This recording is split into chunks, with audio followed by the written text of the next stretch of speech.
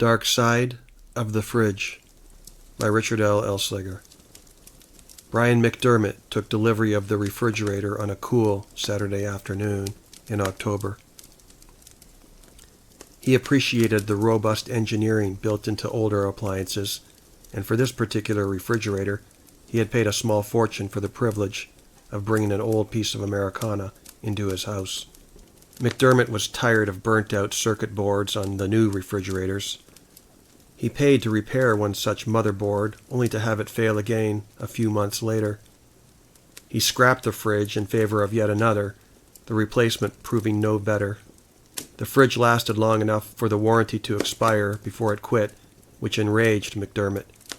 He'd had enough of this technological chicanery, so he abandoned the new in favor of the old.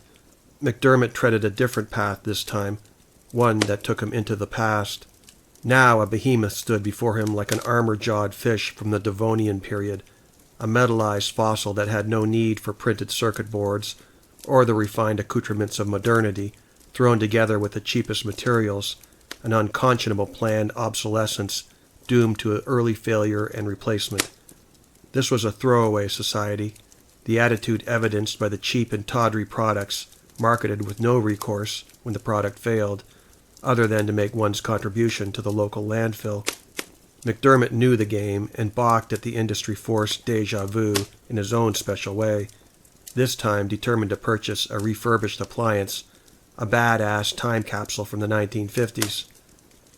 At present, refrigerator antiques from the 40s, 50s, and 60s were highly coveted due to their retro look and for the novelty of possessing a small slice of the past, no different from owning a collector car, he supposed. Besides, he cherished the pale blue exterior that matched his retro kitchen, unchanged since the house was built in 1956. The unbreakable handles and solid door of his newly purchased old Westinghouse were constructed to last. They didn't make them like this anymore. As cliched as the expression might have seemed, McDermott knew it to actually be true beyond a shadow of a doubt. McDermott took delivery of the Westinghouse late Friday night, and by early Saturday evening, he'd never felt so sick in his life. It had to be the pizza. What else could it have been?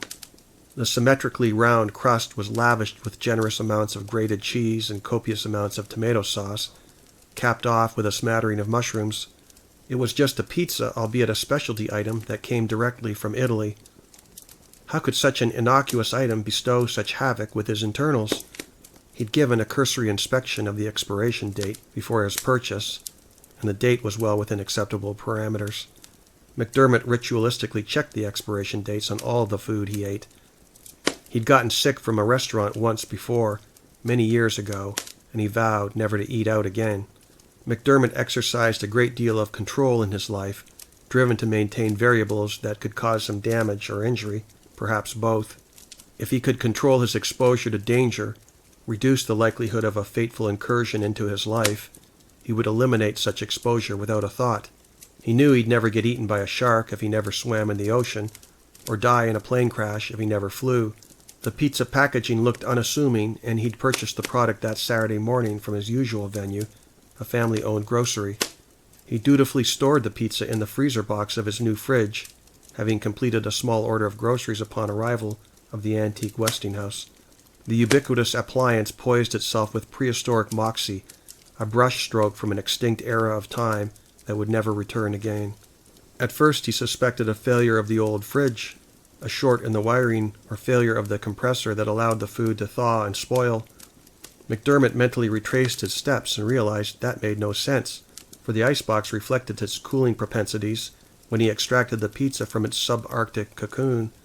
With queasy stomach, he checked the icebox again to verify his suspicion, and the glacial grip of the cold chamber proved its worth when he quickly touched the ice tray. The frost bit his fingers in protest that he ever doubted the old thing. McDermott retched and heaved over the toilet bowl, expelling the contents of his dinner in grotesque chunks of partially digested mushrooms, cheese, and tomato sauce. When the worst was done, he rinsed his mouth with a steady stream of tap water, then lay back against the wall of the bathroom floor and groaned. Sweat poured down his face in steamy rivulets that coated a ratty old t-shirt sporting a brilliant red '69 Camaro emblazoned on the chest. He wondered deeply how this could have happened, having dismissed the Westinghouse as the source of the contamination. He considered the possibility of a power outage at the grocery store where he'd made the purchase. In the alternative, the pizza shipper might have breached their standard of care during transport, allowing the product to thaw over the Atlantic Ocean, then contaminate, then refreeze, or perhaps the manufacturer had used tainted cheese. Maybe the mushrooms were toxic. Anything was possible. He knew that tracking the responsible party would be a pointless endeavor. He picked himself up from the floor and retired to the bedroom. At this moment he had one goal, to live until morning. If the sickness hadn't cleared his system by sunup, he would seek out immediate medical intervention. McDermott spent the evening horizontal, his limbs stretched out flat over the bed, each pointed to one of the four corners of a compass. He listened to some golden oldies from the 1950s, a favorite era of influence in his life. Too exhausted to extricate himself from bed, he would check the fridge in the morning to determine its cooling efficacy. At the slightest suggestion of failure, he would scrap it and rent a fridge next time. Through the night, a series of terrible dreams pervaded Brian's subconscious. Disturbing dreams of a small child that stood before him, then vanished, then reappeared, arms outstretched, pleading him to follow. In his dream, he tracked the child barefoot through meadows and open fields, marshlands and swamps. McDermott breathed fresh air and gazed at snow-capped mountains in the distance. The child laughed and beckoned in the most playful of ways, and then stopped in the middle of a grass-swept field. The sun dipped behind a massive cloud formation, and the weather turned cold. The tall, feathery tips of thick reeds swayed seductively in the wind. The child's benevolent face turned to a scowl, and his skin turned rancid. His face lapsed into a spontaneous entropy of decay, and flesh melted away to reveal a hideous grin of skull teeth. It laughed at McDermott and pointed its skeletonized finger to a dark pit.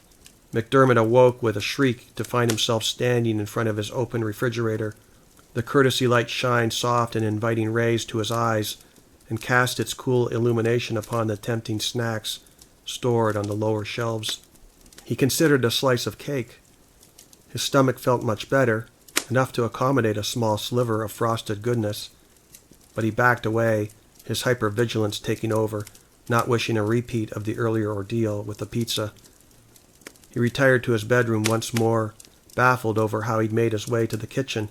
Sleepwalking was a new phenomenon, a first-time experience for McDermott that partly intrigued and at the same time terrified him because it meant a lack of control. When he awoke, he felt considerably better, the sleepwalk receding toward a dreamlike state, almost as if it had never occurred. But it had. His stomach growled its protestation for sustenance, and he complied. McDermott got up and considered a bowl of cereal. He retrieved the milk from the old Westinghouse, paused to look at the date, and returned the carton back to its resting place. The expiration date was still a good 2 weeks away, but what if he was right, that in fact the fridge had experienced a power outage, and all the food spoiled? Even so, could food spoil so fast? There had been less than a few hours gap between the time he stocked the Westinghouse to the time he withdrew the pizza. He erred on the side of caution and prepared a peanut butter sandwich to offset the ravenous hunger, a far safer choice that did not rely on refrigeration to prevent bacteriological warfare on his constitution. While eating the sandwich in the silence of his kitchen, he became acutely aware of the wall clock, the constant and unstoppable tick, the turning of relentless cogs, reminding him of his mortality and also reminding him that he was running late for work. He wolfed down the remaining portion of the makeshift sandwich and threw on some business casual attire. He was out the door unshaven, in a mad hustle to get to his car. Driving in his car, whether at sunrise or sunset, alone in his thoughts, gave an opportunity to reflect on life. Brian McDermott worked in the claims department of an oversized insurance company, a sector of the economy he deemed mostly unrewarding and incredibly dull. A certain amount of dread accompanied the drive in to his job every single time. Heavy morning traffic added to the overall gloom that trailed behind him like rattling tin cans, a constant and uncomfortable imaginary clang that announced his unhappy marriage to an industry he despised, a constant and uncomfortable clang that reminded him of his lot in life. He planned to ditch the insurance industry sooner rather than later, though the pay was stable. He wanted to go back to school and become a competent mechanic, get a jump on technology and work with electric cars, maybe open his own shop. That wasn't going to happen today, nor was it going to happen tomorrow or next week. He knew the reality of his predicament, but that didn't prevent him from an organized plan of escape. For the time being, he grinned to the outside world and carried the internal burden of dissatisfaction, without the slightest betrayal of his thoughts to his captors. On occasion, he'd bear witness to his boss, who watched him from a distance across the open floor of the office, a diminutive little man, a disgusting human being held to the highest contempt by McDermott's internalized court of personal opinion. McDermott would grumble at his boss, unintelligible words spoken at a distance, suggestive of some wicked and ancient curse cast upon the man's very soul. Times changed, and a better life waited in the shadows of McDermott's murky but optimistic future, and he knew it. These were the purest of thoughts McDermott could muster on any given workday. One day he would control his life and set his own hours of operation. To hell with anyone that might stand in his way, to include that wretched little imp he called his boss. Right now his workplace nemesis congregated next to the time clock, a sort of civil law enforcement for stragglers, and watched his underling punch in. Sorry I'm late, McDermott said. Just don't make a habit of it, said his boss with narrow eyes, and walked away. McDermott wasn't sure whether he wanted to lay a knockout punch to the man or seek his sympathy and explain his bout with food poisoning last night.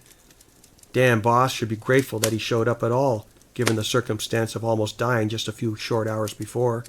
McDermott knew that such discussion would escalate to an ugly encounter, and he wanted to get through this day without any more controversy than he could handle. Nasty insurance customers were hard enough without adding a disgruntled boss to the daily ordeal. The clock spun within its bezel with tedious lethargy, but seemed to accelerate when a claimant called to berate McDermott for not finding his file fast enough to answer her speedball questions. McDermott apologized profusely to avoid an escalation that inevitably would involve a talk to the manager. Everyone was in a hurry, the universal template for the modern age. The exchange lasted but a minute, but Brian carried the vile words of the claimant with him for the remainder of the day. Before he was readily aware, the clock displayed quitting time. McDermott wasted not a moment more on his mountainous pile of claim files and shoved them aside. He punched out on the dot while his boss watched him with the dedication of an apex predator. Brian caught his boss giving a cursory check of the wall clock to make sure one Brian McDermott wasn't prematurely making good his furlough for the day. McDermott made it to his car and blasted away from the city limits as rush hour hit. It took an hour and a half to get home, longer than anticipated. He pulled into the driveway and silenced the engine. He reached into his threadbare dress pants and fiddled for the house key. He pushed on his car door and it creaked on its hinges, an annoying attribute he vowed one day he would fix, but not today. At the door to his house, he motioned to insert the key, and it slipped out of his grasp. The house key dropped to the concrete step with a jangle. "Butterfingers," he said. He retrieved the key, unlocked the door, and before he could push on the knob, he thought he heard a voice inside the house. It sounded like a child's voice, a plaintive cry with no specific point of origin. It seemed to fill the hallway, as best as he could reckon, then vanished into the ether. "Hello?" he said. Brian felt his chest squeeze tight. His heart throbbed like the steady shudder of a mechanical fuel pump. His blood coursed through his arteries like river rapids and accelerated his distress. He pushed the front door open with his foot and crept in on tiptoe. McDermott made his way down the hall to the kitchen and peeked around the corner. No one there. He checked behind him and peered into the dining room. He checked the living room. Still no sign of an intruder. The tension evacuated his body by degrees, and he dismissed the voice as a haunting specter trapped within the framework of last night's dream, merely a holdover that reverberated within the confines of a delirious imagination. He unloaded his satchel to the floor and went to the refrigerator. He opened the door and began to remove articles of food, one item at a time.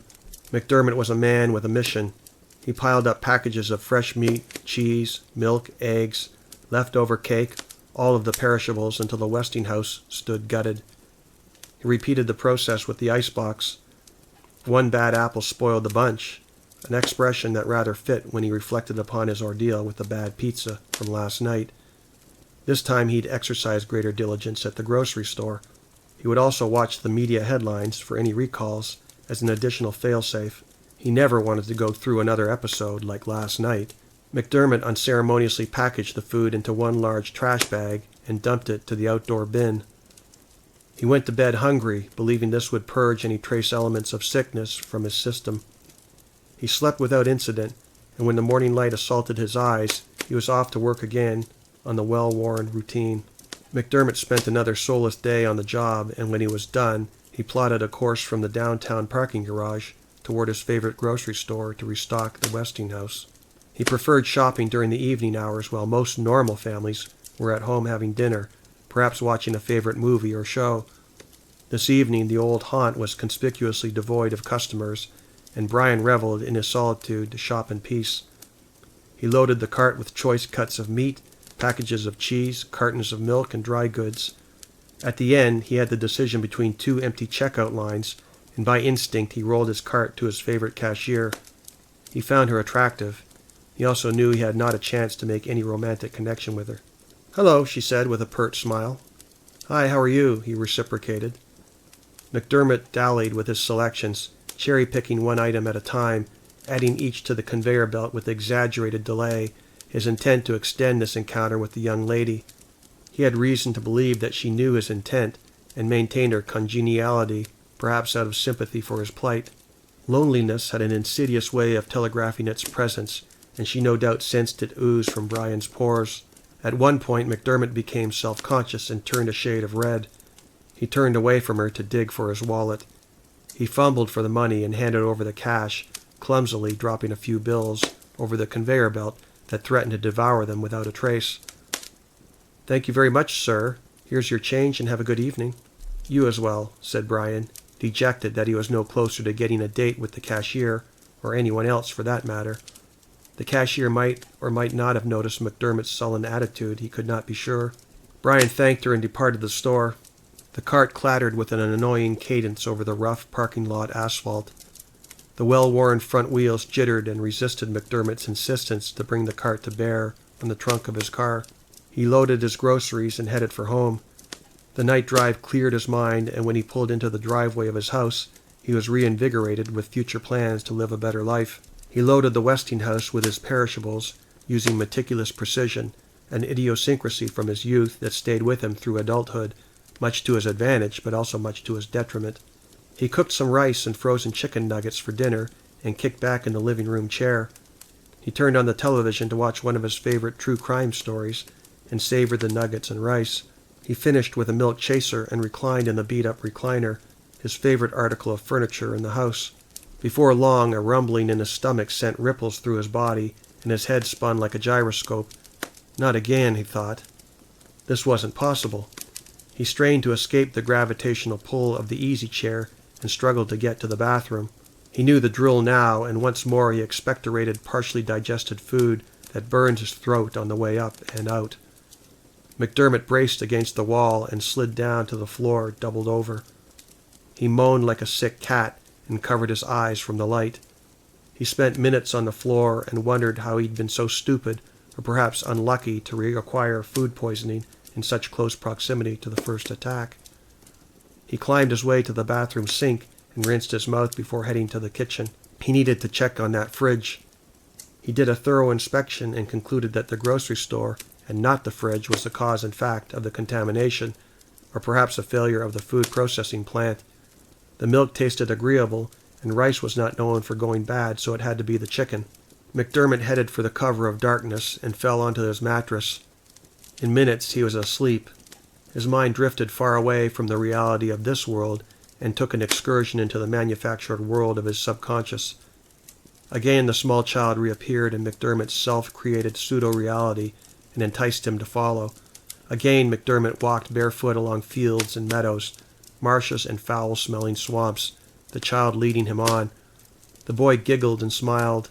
He watched McDermott with furtive eyes. Brian had a sense of familiarity, that he'd seen this child before. Ah, yes, from a prior dream. McDermott waded through the odorous swamp in close adherence to the child. The cold mud oozed between his toes and the swamp water chilled his legs. Brian wanted to escape the swamp, but more urgently he wanted to escape this dream because he knew that it would not end well. Unable to extricate himself from this self-made nightmare, Brian forged on until he and the child reached the shoreline. His feet sank into the detritus of rotten plant material and sand. Beyond the shoreline, the child pressed on, and McDermott followed with a sense of dread and dark curiosity. The child slipped into a stand of high grass and vanished. "Come back," said McDermott. He followed the child into the high grass, momentarily swallowed by reeds and bulrushes. McDermott pushed onward into the tall brush with unsteady hands. A desperate urgency gripped him. Concerned that he might lose sight of the child, he ventured deeply through the scrub. The thicket of reeds slimmed down to allow McDermott a brief glimpse of a clearing between the fleshy stalks of scrub brush. McDermott swept aside the thin cover of grass and stepped out from the security of the reeds. A sprawling junkyard confronted him, a virtual maze of discarded clutter. McDermott's teeth chattered with mild irritation at the sun's retreat toward the twilight hour. "Hello?" he shouted. "Hey, kid!" McDermott listened to the echo of his voice recede into nothingness. He paused and listened. A diminutive voice made its presence known, a pitiful cry that begged for help. McDermott plunged himself into the junkyard and weaved around obstacles of all sorts. "Help me! Help me!" said the child in muffled tones. "I'll find you, kid. Just hang on." Brian localized the sound to a pile of scrap metal. He ran to the spot where he last heard the child's pleas. "Help me!" shouted the child. The voice came from beyond the metal pile, a sad squeak that emanated from a large refrigerator shoved off to a vacant corner of the overpacked junkyard. McDermott raced to the fridge, a pale blue Westinghouse with a solid metal door and sturdy locking handle. McDermott pulled on the handle and a rush of cold air slapped him in the face. The child grinned at McDermott from within the Westinghouse, polished skull teeth and hollow eye sockets glaring at him. The child reached for McDermott and solidly grabbed him by the shoulders, pulling McDermott inside. McDermott screamed to no avail. Into the deathly depths the child pulled Brian deeper, and the door closed with an apathetic clunk. McDermott went out of his mind, unable to push away the skeleton that embraced him, unable to escape the cold grip of the Westinghouse. McDermott struggled to wake up. The paramedics found Brian McDermott 2 days later, when he'd failed to report to work. When they kicked down his door, the stench of decay tickled their olfactory nerves with a gentle and wafting odor of death. They found his body in bed, his face bloated with a wretched grimace, the bedsheets stained with the liquefaction of death, the all-too-familiar smell rising from the queen-size mattress. They evacuated McDermott from his bedroom, but not before one paramedic took a respite and opened the refrigerator to seek refreshment. He drank from the milk carton and held it against his forehead. He put the carton back in the fridge and closed the door. He stepped back and inspected the old blue Westinghouse and took an immediate liking to the vintage appliance. In the coming months, Brian McDermott's house went up for sale to include all of its contents, and the paramedic that found McDermott also found himself to be the only bidder on the house. He liked the area and the house suited his tastes. He moved in on a Saturday afternoon and restocked the Westinghouse with his perishables, the prehistoric fridge silent yet omnipresent in the old kitchen. Tonight would be a fine night to dine in with a movie. He checked the icebox and withdrew his favorite pizza.